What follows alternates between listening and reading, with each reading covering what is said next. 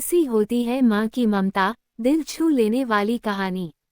ममता का अर्थ तो हम सब जानते हैं, यही ना कि एक माँ का अपने बच्चों के प्रति स्नेह। पर बहुत सारे लोगों को लगता होगा, प्यार मोहब्बत और ममता में क्या अंतर है। मैं तो कहूँगा अंतर तो कुछ नहीं, पर जो स्नेह माँ अपने ममता के भाव से करती वह दूसरा कोई नहीं कर पाता है। प्यार मोहब्बत तो सब करते हैं, पिता से लेकर प्रियकर या प्रेयसी तक, पर इनमें वह माँ वाला स्नेह नहीं होता। ये कहानी भी ऐसी ही एक माँ की ममता, मातृप्रेम की है। इस माँ को उसकी ममता का भाव अपने बच्चों के लिए क्या क्या करवाता, इसका वर्णन किया है। दापुर नाम का एक छोटा सा अविकसित गांव था। गांव का विकास नहीं, मतलब गांव में रहने वाले लोगों का विकास नहीं। इस गांव में कुछ 3-4 परिवार थे जो थोड़े बहुत खानदानी थे, बाकी सब मेहनत मजूरी करके अपना जीवन गुजारते थे। इसी गांव में दिना नाम की एक विधवा औरत रहती थी। रहने के लिए छोटा सा घर था। 2 बच्चे थे, शायद एक 5 साल का और दूसरा 3 साल का होगा।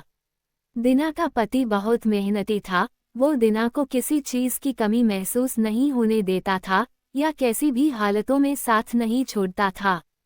कैसी भी परिस्थिति हो, दोनों साथ मिलकर सामना करते थे। पर कौन जाने किस पर कौन सा अनर्थ कब आ जाए। दिना के जीवन में ऐसी घटना घटी कि उसी घटना ने दिना के पति को दिना से छीन लिया। दिना को पति के गुजरने के बाद ऐसा लगने लगा कि मैं जिंदा तो हूँ, पर मुझ में जान नहीं है। परिवार चलाने के लिए अब दूसरा कोई नहीं था सिवाय दिना के, इसलिए कैसे भी करके दिना ने अपने बच्चों के खातिर खुद को उस दुख से अलग किया। कुछ दिन बाद घर में जो था वो समाप्त हो गया। अब खुद क्या खाए और अपने छोटे बच्चों को क्या खिलाएं, ये समस्या उसके सामने खड़ी हो गई। बच्चों के लिए दिना को अभी कुछ काम करना ही था, इसलिए दिना अपने दोनों बच्चों को साथ में लेकर जहां काम मिलता वहीं जाया करती थी और दिन भर मेहनत करके जो भी मजदूरी मिलती उससे अपना और अपने बच्चों के पेट भरती थी। ऐसा ही समय बीतता गया और चलता रहा, लेकिन एक दिन दिना को शरीर में थोड़ी कमजोरी महसूस होने लगी। फिर भी वह काम पर गई। ऐसे ही 2-3 दिन दिना काम पर जाती रही, लेकिन उसकी शरीर की कमजोरी कुछ ठीक नहीं हो रही थी, बल्कि और बढ़ती जा रही थी। ऐसे में काम पर जाना दिना के लिए कठिन हो गया। दिना बहुत चिंतित रहने लगी, अगर काम पर नहीं गई तो मेरे बच्चे भूखे मर जाएंगे। उसी चिंता ने दिना को और कमजोर कर दिया, इतनी कमजोर कि उठने बैठने के लिए लकड़ी का सहारा लेना पड़ता था। इस कारण उसके बच्चे भूखे मर रहे थे। खाने को कुछ न मिलने के कारण और अपने बच्चों को भूखे मरते देखकर वह लकड़ी की सहायता से आज यहाँ से कुछ मांगा तो अगले दिन दूसरी ओर से कुछ मांग के अपने बच्चों को खिलाती, पर खुद भूखी सो जाती थी। ऐसे ही एक दिन वह खुद जा न सकती थी, इसलिए अपने बच्चों को समझा के खाने के लिए कुछ मांगने के लिए गांव में भेज देती है। कुछ समय बाद बच्चे 2 चपाती और थोड़ी सी सब्जी लेकर लौटते हैं। 2 चपाती से 3 जन कैसे तृप्त होंगे, इसलिए वे 2 चपाती दोनों बच्चों को खिला देती हैं। वह बरसात का समय था, बिजली न होने के कारण घर में अंधेरा छाया हुआ था।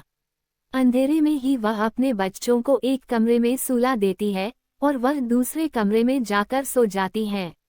रात को तेज बारिश होती है और बिजलियां जोर से कड़कड़ाती है।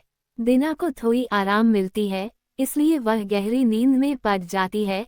ऐसे में दिना को एक सपना दिखाई देता है, वह एकदम तंदुरुस्त हो गई है, काम पर जाती है। वह सोचती है, अपने बच्चों को काफी समय से अच्छा खिलाया नहीं, इसलिए वह अपने बच्चों के लिए चविष्ट खाना बनाती हैं। बाद में अपने बच्चे और वह साथ में बैठकर खाना खाकर सो जाते हैं। आगे सपने में दिना ने देखा, उसके बच्चे जिस कमरे में सोए हुए थे उस कमरे का छत गिरकर उनके दोनों बच्चे मर जाते हैं। सपने में से दिना एकदम उठकर खड़ी हो जाती है, जान में जान आ जाती है और अंधेरे में ही अपने बच्चों के कमरे की ओर चल पड़ती है। कमरे में जाकर अपने बच्चों को देखकर दिना चैन की सांस लेती हैं। उसी समय दिना को शरीर में ज्यादा कमजोरी महसूस होती है, जिससे वह नीचे गिर जाती है और फिर वहां से उठ ही नहीं पाती है। चैन की सांस दिना की सांस ले लेती है। दोस्तों, यही होती है माँ की ममता, जो मरते दम तक अपने बच्चों के खातिर जीने का जुनून रखती है। दोस्तों, ये छोटी सी कहानी आपको कैसी लगी? अपने विचारों को हमारे साथ जरूर शेयर करें। धन्यवाद।